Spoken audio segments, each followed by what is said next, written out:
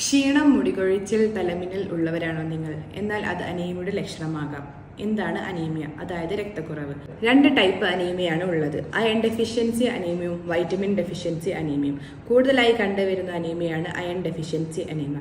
ഇത് എന്തുകൊണ്ട് വരുന്നതെന്ന് നമുക്ക് നോക്കാം. അയൺ ഇൻടേക്ക് കുറവ് കാരണവും ബ്ലഡ് ലോസ് കാരണവുമാണ് കൂടുതൽ അയൺ ഡെഫിഷ്യൻസി അനീമിയ കാണുന്നത്. ലക്ഷണങ്ങൾ: ക്ഷീണം, തലകറക്കം, കൈകാലുകൾ തണുക്കുക, ശ്വാസതടസ്സം, ഭക്ഷണമല്ലാത്ത സാധനത്തിനോടുള്ള ആർത്തി, അതായത് ഐസ്, ചോക്ക് എന്നിവയോടുള്ള ആർത്തി. ഇത് നമുക്ക് ഡയറ്റ് കൊണ്ട് എങ്ങനെ തടയാമെന്ന് നോക്കാം. ബീഫിന്റെ ലിവർ, മീൻ, നെയ്മത്തി വളരെയധികം നല്ലതാണ്. ഇലവർഗ്ഗങ്ങൾ, നട്ട്സ് ആൻഡ് സീഡ്സ്. ഇനി വൈറ്റമിൻ ഡെഫിഷ്യൻസി അനീമിയ എന്താന്ന് നോക്കാം.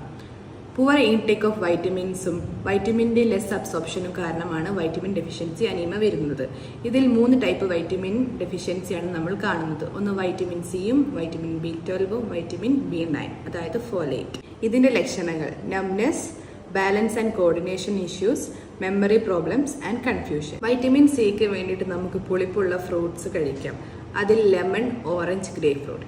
പിന്നെ നമുക്ക് സ്ട്രോബെറീസ്, ടൊമാറ്റോ, ബ്രൊക്കോളി എല്ലാം ആഡ് ചെയ്യാവുന്നതാണ്.